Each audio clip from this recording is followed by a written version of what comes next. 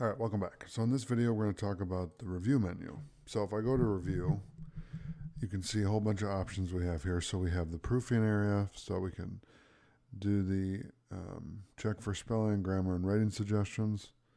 Thesaurus, at a loss for words, let us suggest another way to say what you mean.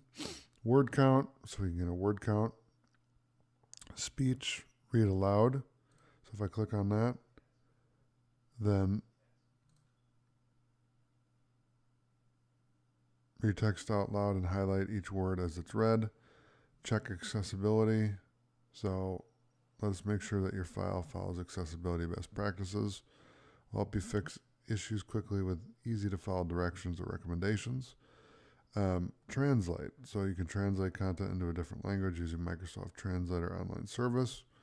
And then language, change the language for proofing tools such as spelling check and other things. So let's translate something. So let's do, this is a test, and I'll just highlight that, and then let's translate this. Okay, and let's go to Dutch. Okay, and I'll translate that. There you go.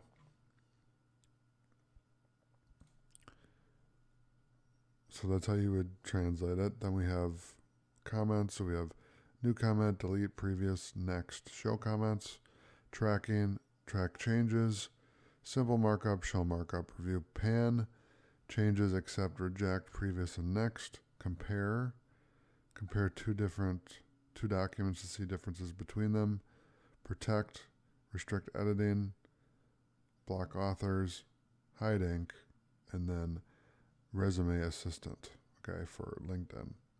So that's the review menu. So thanks for watching. I'll see you in the next video.